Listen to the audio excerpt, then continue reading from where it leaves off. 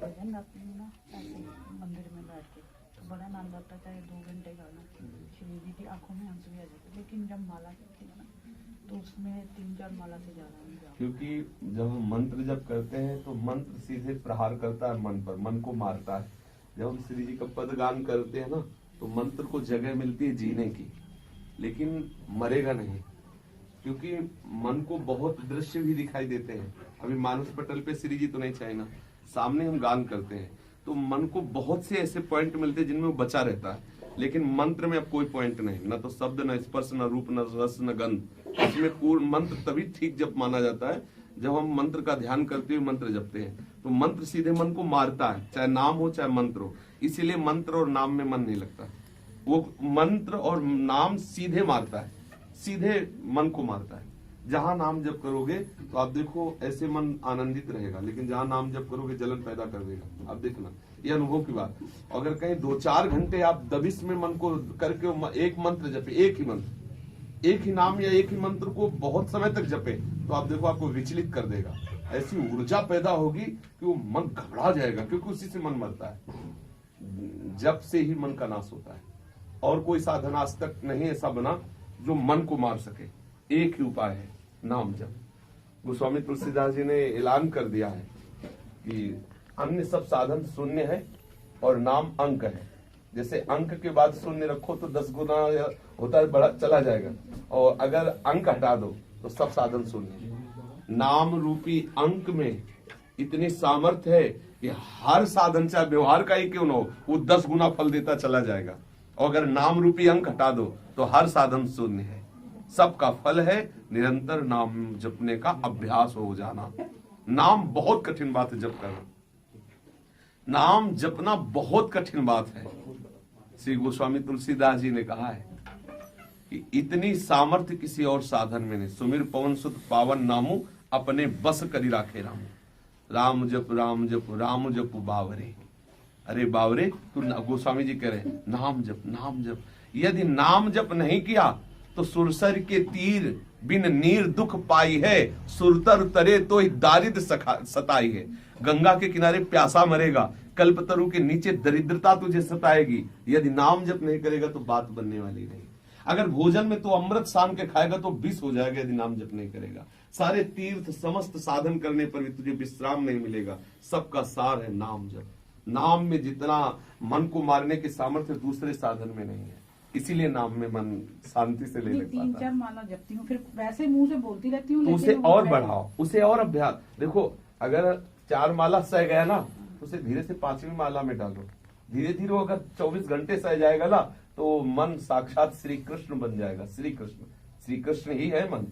लेकिन जिस समय संसार का चिंतन खत्म होकर केवल भगवत चिंतन चलेगा, तो अपने स्वरूप में प्रकाशित हो जाएगा मन। इंद्रियाणाम मनश्चात्मी, भगवान ने गीता में कहा इंद्रियों में मन मैं हूँ। उसी समय मन नहीं रह जाता, श्री कृष्ण हो जाता। श्री सेवक जी ने कहा है, श्री हरिवंश सु प्राण सु मन हरिवंश गणित। बोले प्राण हरिवंश हो जाते हैं, मन हरिवंश हो जाते हैं। श्री हरिवंश सु चित्त मित्त हरिवंश बनिजय। श्री हरिवंश सु बुद्धि बरन हरिवंश नाम। बुद्धि हरिवंश, चित्त हरिवंश, मित्त हरिवंश, मन हरिवंश, प्राण हरिवंश, सब हरिवंश हरिवंश हो जाते हैं। क्यों? बोले हरिवंश नाम बिसरे न छिन।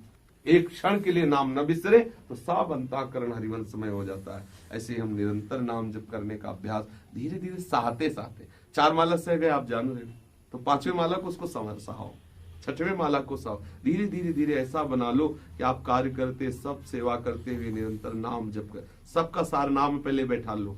सब साधना का सार फल है नाम जप होना। अगर नाम चलता रहा बस सब बात बन गई। नाम निरंतर जिभ्यास से चलने लगे तो आप सिद्ध हो गए। काम करते हुए भी हाँ, सच्चा अभ्यास तो चलता है, माला में नहीं बस टिकता, वैसे चलता है। चलने का तात्पर्य ये होता है कि हमारा चिंतन भी नाम का होना चाहिए। जैसे जिभ्या से निकल रहा राधे श्याम, तो मानस पटल में भी राधे श्याम अंकित होना चाहिए। श्रवणेन्द्रिय सुने राधे श्याम। अगर ऐसा होने लगा तो उसका परिणाम होगा कि नाम की जगह रूप आने लगेगा। अगर ऐसा बराबर होने लगा तो उसका परिणाम होगा रूप। और जहां रूप आया तो कभी कभी रोना आएगा, कभी रोमांच हो जाएगा। वो आनंद की दशा, और आनंद की दशा आई तो संसार से राग खत्म हो गया और वो प्रेमी भगवान का बन गया। नाम है रुचि। आज का सत्संग सुना आपने? हाँ जी। नाम समुत्कंठा नाम गाने सदा रुचि। अव्यर्थ कालत्वम, एक क्षण भी समय नाम से अलग ना जाए।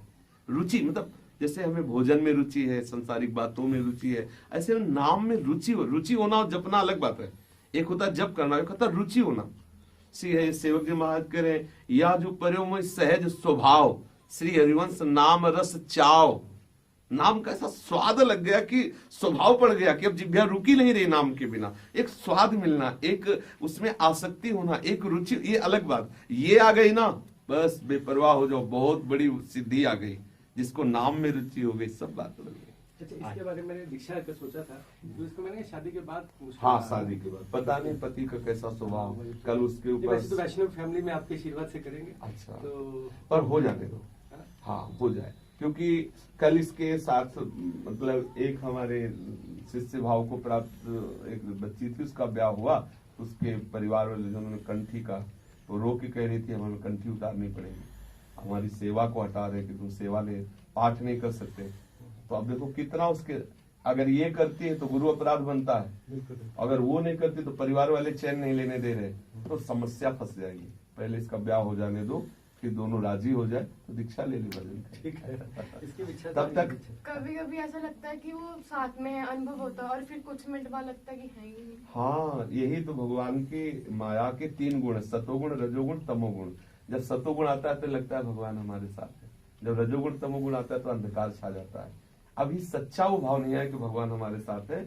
जब सच्चा भजन होने लगेगा तो तीनों गुणों से, त्रिगुणातीत भाव से कहते हैं उसे, त्रिगुणातीत भाव। अभी हमारा जो भाव भी है ना, वो सतोगुण जनित है, वो त्रिगुणातीत भाव नहीं। क्योंकि सतोगुण जनित जो भाव है उसमें घटन बढ़न होगी, त्रिगुणातीत भाव में घटन बढ़न नहीं होगी। वो एक रस रहता है, भगवत भाव एक रस रहता है, उसी में तरंगे प्रेम की उठती रहती है, पर वो एक रस रहता है। अभी हमारी एक रस स्थिति है नहीं, इसका मतलब अभी वो भाव नहीं आया जिसे भगवत भाव कहते हैं। तो हमें प्रयासरत रहना चाहिए। आप राधा वल्लभ श्री हरिवंश, राधा वल्लभ श्री हरिवंश जप सकते हैं बिना। बस वही हाँ, बता दीजिए कुछ आप ऐसा। राधा वल्लभ श्री हरिवंश जपिए और एक छोटी सी पत्रिका उसका पाठ कीजिए, आप दे दीजिए इस बच्चे को। और फिर जब तुम्हारा ब्याह हो जाए और जब तुम्हारा जो मित्र प्रीतम बने, पति बने, और वो इसमें सहयोग दे, तो फिर आप प्रकट रूप में भी ये सब कर सकती हैं। ऐसा आप इसका पाठ कर लिया कर। सुनाइए जरा सा थोड़ा सा। श्री राधे नित्य किशोरी वृंदावन बिहारी बिहारी बनराजनी निकुंजेश्वरी, बनराज रानी, बनराज रानी निकुंजेश्वरी, रूप रंगीली छबीली, रसीली रस नागरी। बस आप रोज समय से इसे पाठ कर लिया करो, जब आपको समय मिले, जब 24 घंटे में, जब सोते समय में, जब आपको समय, एक बार पाठ कर लिया कीजिए। और जितना बन सके राधा वल्लभ श्री हरिवंश नाम जप कीजिए, यही आपको आगे मार्ग में बढ़ा देगा। आशीर्वाद दो कि ये भी जल्दी वृंदावन पहुंच जाए। हमारे चाहे भले तो हम पूरे भारत को दिल्ली में शादी हो जाएगी ना।